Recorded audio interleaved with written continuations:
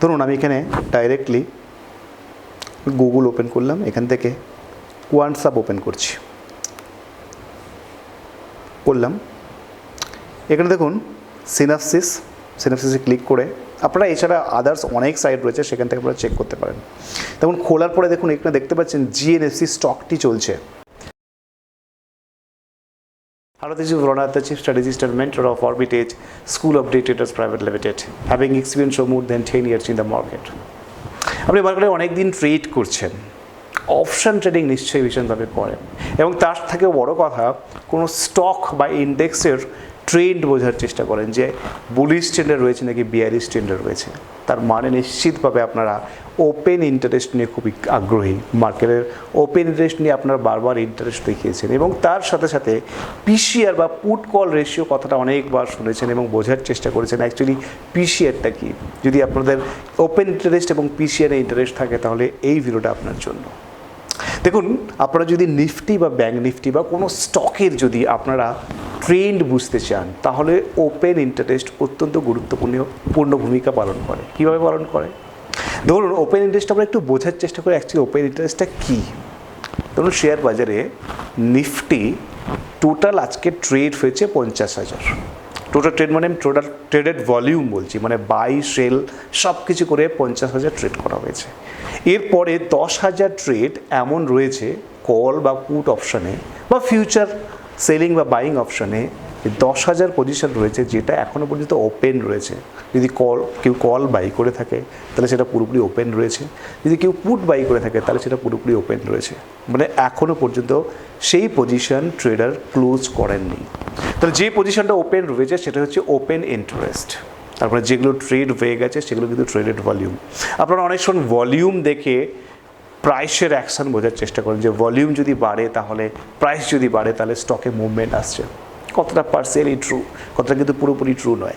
এবার আমি কেন বলছি তার কারণ ট্রেডেড ভলিউমের মানে কতজন ট্রেড করেছে তার উপরে দাঁড়িয়ে কিন্তু ট্রেডেড ভলিউমটা ক্যালকুলেটেড হচ্ছে। আর ওপেন ইন্টারেস্টটা কিন্তু ট্রেড করে নেওয়ার পরে যাদের পজিশনগুলো ওপেন রয়ে গেছে সেটাই কিন্তু ওপেন ইন্টারেস্ট। এবার ধরুন এই ওপেন ইন্টারেস্ট মার্কেটের কী ভূমিকা পালন করে? মার্কেটে ট্রেন্ড বোঝার ক্ষেত্রে ওপেন ইন্টারেস্ট একটা গুরুত্বপূর্ণ ভূমিকা পালন করে। কীভাবে?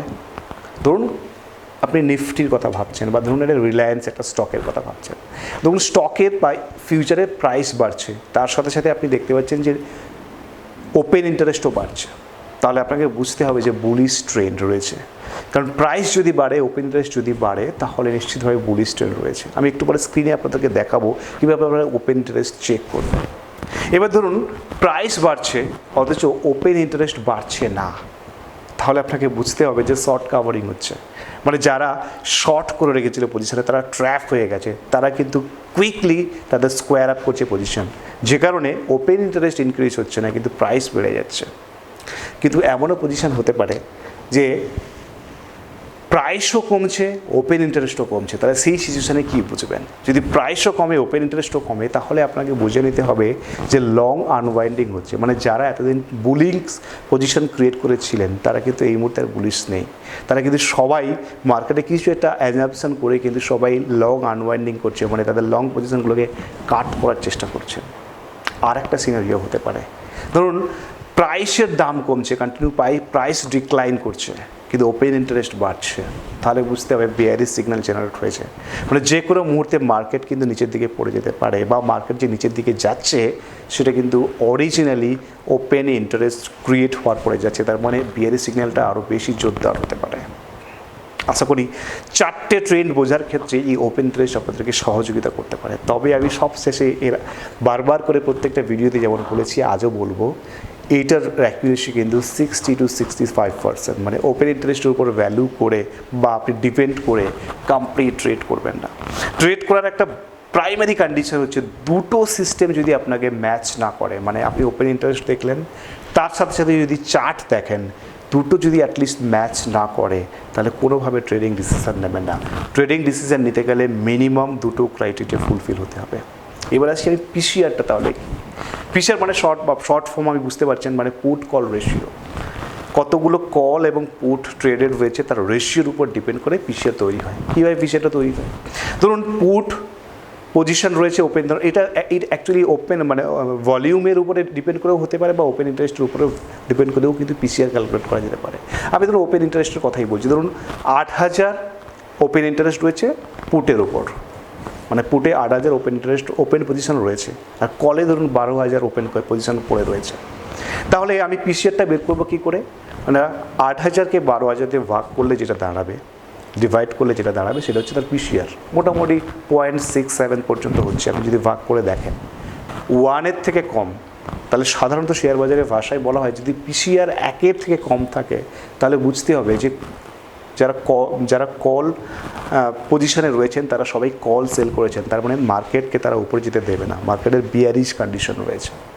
আর যদি পিসিআর যদি 1-এর উপরে থাকে, ধরুন 1.2, আমি 2.25 বা 1.1, তাহলে বুঝতে হবে যে আপনাকে পুট সেলাররা খুব হাবি রয়েছে, মানে পুট সেলাররা মার্কেটকে কোনোভাবেই নিচে যেতে দেবে না।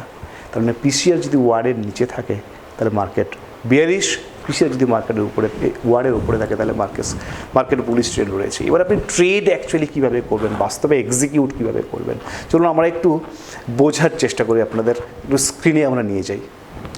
ধরুন আমি এখানে ডাইরেক্টলি গুগল ওপেন করলাম, এখান থেকে কোয়ান্টসাব ওপেন করলাম। এখানে দেখুন সিনাপসিসে ক্লিক করে আপনারা, এছাড়া আদার্স অনেক সাইট রয়েছে সেখান থেকে আপনারা চেক করতে পারেন। দেখুন খোলার পরে দেখুন এখানে দেখতে পাচ্ছেন জিএনএফসি স্টকটি চলছে, এই মুহূর্তে প্রায় 6% আপসাইড রয়েছে এবং ওপেন ইন্টারেস্ট রয়েছে 3.87%, মানে প্রায় 4% ওপেন ইন্টারেস্ট বেড়েছে। এই স্টকটা দেখুন ফেডারেল ব্যাংক 5%-এর কাছাকাছি, 4.5% কাছাকাছি বেড়েছে এবং তার সাথে সাথে কিন্তু প্রায় 14% ওপেন ইন্টারেস্ট রয়েছে।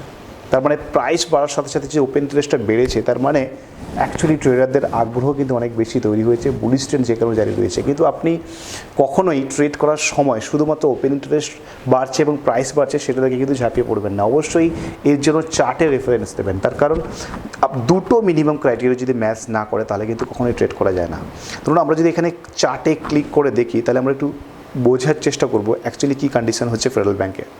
দেখুন ফেডারেল ব্যাংক সকাল থেকে দেখুন ওপেন ইন্টারেস্ট বিল্ড আপ হওয়ার পরে দেখুন কন্টিনিউ আপসাইড গেছে, কন্টিনিউ মুভ করে গেছে এবং এখনও পর্যন্ত পজিশনটাকে হোল্ড করছে। তার মূল কারণ কিন্তু ওপেন ইন্টারেস্ট ব্যাপক পরিমাণে বিল্ড হয়েছে, তার মানে চান্সেস রয়েছে এই স্টকটি উপরে যাবে বা সারাদিনে আপনি দেখতেই পাচ্ছেন অলরেডি ব্রেকআউট জোনে রয়েছে, যে কারণে ওপেন ইন্টারেস্ট অনেক বিল্ড আপ হয়েছে। তখন ব্রেকআউট হলে সাধারণ ট্রেডারদের একটা বেশি ইন্টারেস্ট থাকে এবং এক্সপেকটেশন অনেক বেড়ে যায় যে স্টকটা আরও অনেক উপরে যেতে পারে, একটা কনজেশন জোন থেকে বেরিয়েছে, সে কারণে কিন্তু ওপেন ইন্টারেস্ট অনেক বেশি বিল্ড আপ হয় এবং সেই পজিশনগুলো পরে ক্যারি ফরওয়ার্ড হয়ে পরের দিন পর্যন্ত যেতে পারে, মানে পজিশনটা ওপেন থেকে যেতে পারে। ধরুন আমরা এখান থেকে যদি আরও কয়েকটা জিনিস একটু বোঝার চেষ্টা করি, দেখুন এখানে এগুলো সব লং পজিশন, দেখুন এখানে লং আনওয়াইন্ডিং হচ্ছে, যেটা আমি বলেছিলাম যে ধরুন প্রাইসের দাম বাড়ছে কিন্তু ওপেন ইন্টারেস্ট কমে যাচ্ছে, তাহলে বুঝতে হবে যে লং আনওয়াইন্ডিং হচ্ছে। যাদের লং পজিশন ছিল তারা কিন্তু সব স্কোয়ার আপ করে বেরিয়ে যাচ্ছে যে বোধহয় মার্কেটে ফল আসতে পারে এই চিন্তাভাবনা করে। দেখুন এখানে শর্ট বিল্ড আপ হয়েছে সবগুলোতে, দেখুন প্রাইসও কমছে এবং ওপেন ইন্টারেস্টও বাড়ছে। দেখুন এখানে ধরুন এই ধরুন IEX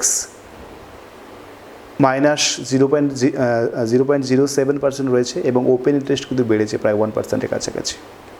এই দেখুন এখানে আপনি রিলায়েন্স দেখুন আজকের ডাউনে রয়েছে এবং ওপেন ইন্টারেস্ট বাড়ছে, তারপরে কিন্তু আপনাকে বুঝতে হবে যে এখানে শর্ট বিল্ড আপ হচ্ছে। কিন্তু এটা একটা ক্রাইটেরিয়া আপনাকে মাথায় রাখতে হবে, এই ওপেন ইন্টারেস্ট বা এগুলোর কিন্তু অ্যাকিউরেসি 60 to 65%।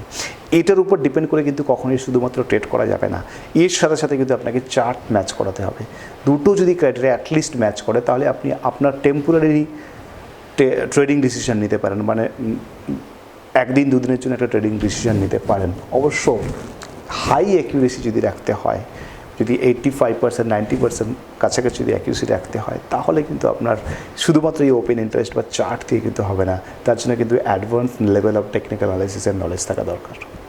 দেখুন আমরা এখানে শর্ট কাভারিং দেখতে পাচ্ছি, দেখুন শর্ট কাভারিংয়ের কন্ডিশন আমাদের কী ছিল, যদি প্রাইস বাড়ছে ওপেন ইন্টারেস্ট যদি কমে যায়, দেখুন এখানে ইনফোসিস দেখুন প্রাইস বেড়েছে প্রায় 4% কিন্তু ওপেন ইন্টারেস্ট দেখুন -2.50। আমি যদি এখান থেকে আপনাদেরকে মার্ক করে দেখাই, দেখুন এখানে দেখুন সবগুলোতে ওপেন ইন্টারেস্ট কমেছে কিন্তু প্রাইস বেড়েছে তার মানে কী কন্ডিশন বুঝেছে, মার্কেটে শর্ট কাভারিং হচ্ছে, মানে যারা এই ইনফোসিস, এলটিটিএস, ইউপিএল এগুলোতে শর্ট পজিশন বিল্ড আপ করে রেখেছিলেন তারা সব কিন্তু কাভার করার চেষ্টা করছেন। তার মানে এই মুহূর্তে যে র্যালিটা হচ্ছে সেই র্যালিটা কিন্তু কোনোভাবেই ওপেন ইন্টারেস্টেড র্যালি নয় বা নতুন করে পজিশন ক্রিয়েট হচ্ছে এমন র্যালি নয়। সব ভয় পেয়ে বা যে কোনো কারণেই তারা কিন্তু পজিশনগুলোকে স্কোয়ার আপ করছে, শর্টগুলোকে স্কোয়ার আপ করছে, সে কারণেই কিন্তু প্রাইস কন্টিনিউ ওপরের দিকে যাওয়ার চেষ্টা করছে। দেখুন, এরপরে আমি আপনাদেরকে বলেছিলাম যে পুট কল রেশিও যদি আপনারা ক্যালকুলেট করতে চান তাহলে কিন্তু ঠিক একইভাবে কিন্তু আপনারা পুট কল রেশিও ক্যালকুলেট করতে পারেন ওপেন ইন্টারেস্ট, কল এবং পুট পজিশন কী রয়েছে সেটাকে ডিভাইড করে। আপনারা এনএসির সাইডে গিয়েও দেখতে পারেন, এছাড়া প্রচুর অ্যাভেলেবল সফটওয়্যার রয়েছে যেখান থেকে আপনারা ইজিলি পিসিআর কী কন্ডিশনে রয়েছে সেটা চেক করে নেবেন। যদি 1-এর নিচে থাকে তাহলে বিয়ারিশ কন্ডিশন, 1-এর ওপরে যদি থাকে বুলিশ কন্ডিশন। আশা করি আপনাদের ভিডিওটা ভালো লাগলো। যদি ভালো লাগে অবশ্যই আমাদের চ্যানেলটিকে সাবস্ক্রাইব করবেন, আমাদের ফেসবুক পেজটিকে ফলো করবেন এবং অবশ্যই আমাদের ওয়েবসাইট www.schoolofdaytraders ফলো করুন। সবাই ভালো থাকুন, ধন্যবাদ।